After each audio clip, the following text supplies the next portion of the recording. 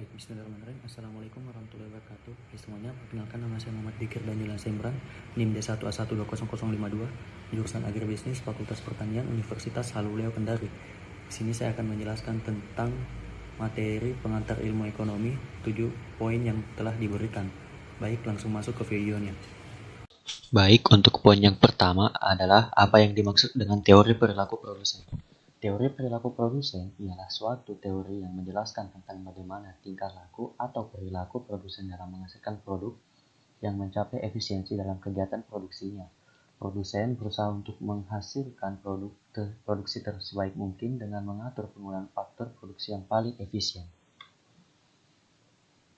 Poin yang kedua, jelaskan perbedaan antara produsen dan konsumen. Produsen adalah pihak yang melakukan kegiatan produksi, yaitu kegiatan yang menghasilkan produk berupa barang dan jasa, sedangkan konsumen adalah pihak yang menerima barang-barang dari distributor.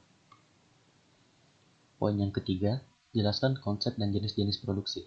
Untuk konsep produksi adalah segala sesuatu yang dapat ditawarkan ke pasar untuk mendapatkan perhatian, untuk dimiliki, digunakan, atau dikonsumsi dan dapat memuaskan kebutuhan dan keinginan konsumen. Untuk jenis-jenis produksi, yang pertama, produksi industri. Produksi industri adalah aktivitas produksi yang bertujuan mengubah bahan baku atau raw materials menjadi barang setengah jadi, atau barang jadi kemudian akan dijual ke masyarakat. Produksi yang kedua adalah produksi perdagangan. Produksi perdagangan adalah aktivitas produksi yang bertugas sebagai perantara antara produsen dengan konsumen, atau bisa juga disebut sebagai distributor. Yang ketiga, produksi ekstraktif. Produksi ekstraktif adalah aktivitas produksi mengambil sumber daya alam dari dalam bumi dan kemudian menjualnya ke perusahaan lain untuk diproses menjadi sesuatu yang baru. Yang keempat, produksi pengangkutan. Produksi pengangkutan adalah aktivitas produksi yang bertujuan untuk melayani pemindahan atau distribusi barang dari produsen ke pasar. Yang kelima, produksi jasa. Produksi jasa adalah aktivitas produksi yang bertujuan untuk menjual berupa keahlian tertentu untuk menangani masalah orang lain. Yang keenam, produksi agraris. Produksi agraris adalah aktivitas produksi dengan memanfaatkan sumber daya alam untuk menghasilkan produk. Poin yang keempat, jelaskan tujuan kegiatan produksi. Yang pertama, membuka lapangan pekerjaan. Yang kedua, salah satu usaha mencari laba. Yang ketiga, memproduksi barang untuk konsumen. Yang keempat, memenuhi kebutuhan pasar. Yang kelima, jelaskan permasalahan produsen dalam ekonomi.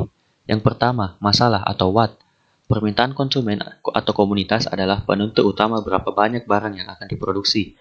Jika jumlah permintaan konsumen meningkat, maka dengan sendirinya harga akan cenderung naik dan membuat produsen mendapatkan lebih banyak keuntungan.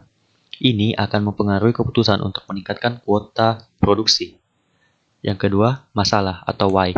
Pergerakan harga faktor menentukan kombinasi yang digunakan oleh produsen dalam proses produksinya. Pergerakan harga dari faktor-faktor produksi akan menjadi penentu bagaimana sumber daya ekonomi yang tersedia atau faktor-faktor produksi harus digunakan untuk menghasilkan barang. Jika harga suatu faktor produksi naik, maka produsen akan menghemat penggunaan faktor produksi dan menggunakan faktor produksi lainnya.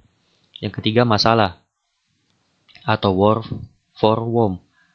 Harga barang dan harga faktor akan menentukan distribusi barang yang diproduksi.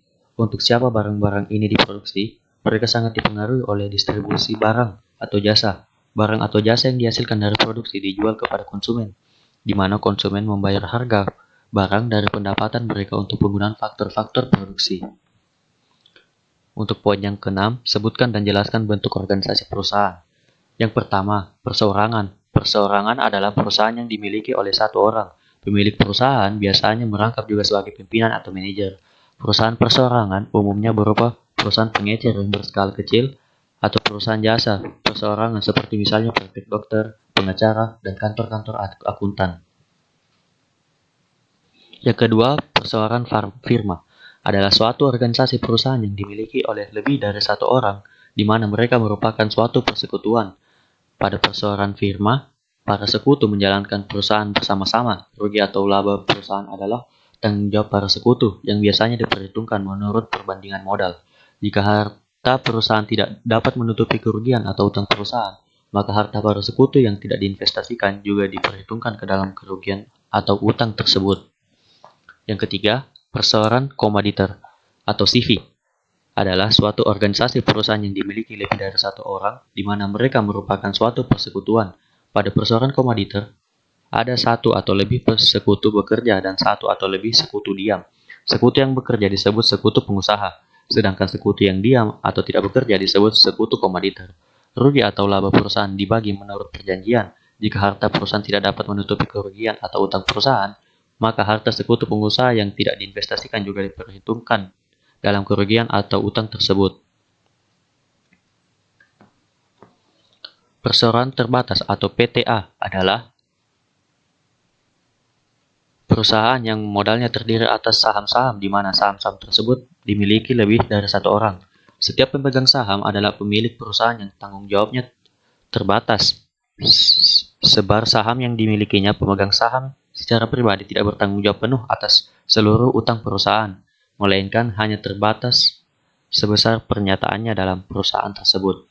Perusahaan semacam ini disebut juga perseroan atau PT. Perseroan adalah merupakan suatu badan hukum yang dapat melakukan perbuatan-perbuatan hukum atas nama sendiri. Karena tanggung jawab terbatas pada uang yang ditanamkan dalam saham, maka dinamakan perseroan terbatas. Laba PT dibagi menurut besar laba yang diperoleh dari PT, jenis saham yang dimiliki, banyak saham yang dimiliki, suara tertinggi. Dalam perseroan terbatas adalah rapat umum para pemegang saham atau RUPS.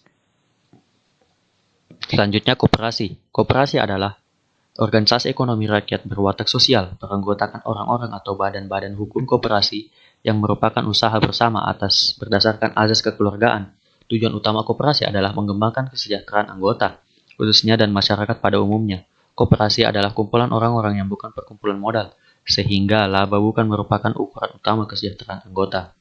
Manfaat yang diterima anggota lebih diutamakan daripada laba. Meskipun demikian, harus diusahakan agar koperasi tidak menderita rugi. Keanggotaan koperasi bersifat sukarela dan didasarkan atas kepentingan bersama sebagai pelaku ekonomi. Selanjutnya, perusahaan negara adalah perusahaan milik negara dan dikelola oleh negara. Yang terakhir, organisasi-organisasi lain di samping organisasi perusahaan tersebut.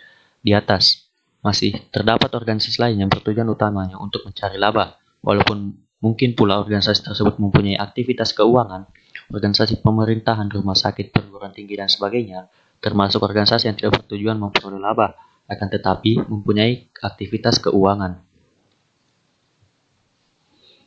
Poin yang terakhir atau yang ketujuh, kelebihan dan kekurangan organisasi perusahaan. Yang pertama, perseroan. Kelebihannya, mudah dibentuk. Yang kedua, keuntungannya hanya dinikmati oleh satu orang, yaitu pendiri usaha tersebut. Yang ketiga, pembuatan keputusan dan pengendalian hanya dilakukan oleh satu orang, sehingga orang tersebut benar-benar mengetahui bisnis yang dijalankannya. Yang keempat, relatif tidak ada kontrol dari pemerintah, sehingga pajak yang harus dibayar adalah pajak pribadi, bukan pajak usaha. Kekurangannya, 1. Tanggung jawab utang tidak terbatas. Yang kedua, jarang ada bertahan lama. Yang ketiga, relatif sulit untuk memperoleh pinjaman jangka panjang dengan bunga yang rendah. Yang keempat, relatif bergantung pada pola pikir satu orang saja. Apabila ini tidak berpengalaman dalam bisnis, maka risiko kegagalan akan sangat besar. Yang kedua, perseroan firma. Kelebihannya, yang pertama, modal tersedia banyak. Yang kedua, meningkatkan kepercayaan kreditor. Yang ketiga, keahlian dan keterampilan bertambah. Tapi kelemahannya, yang pertama, tanggung jawab tidak terbatas. Yang kedua, umur yang terbatas. Yang ketiga, lemahnya pengendalian. Perseroan terbatas atau PT. Kelebihannya, yang pertama, adanya tanggung jawab atas utang yang terbatas. Yang kedua, umumnya memiliki jangka waktu operasi yang tidak terbatas. Yang ketiga, relatif lebih mudah untuk diperoleh pinjaman dengan nilai nominal yang besar untuk jangka waktu panjang dan tingkat bunga rendah. Tapi kelemahannya, yang pertama, 1. Adanya perbedaan kepentingan dalam menjalankan PT, pemikir saham minoritas dikalahkan dengan mayoritas. Yang kedua, adanya kewajiban membuat laporan kepada berbagai pihak. Yang ketiga, biaya pendirian tidak sedikit. Itulah tadi materi dari saya. Lebih dan kurangnya mohon dimaafkan. Wabillahi taufiq wal hidayah. Wassalamualaikum warahmatullahi wabarakatuh.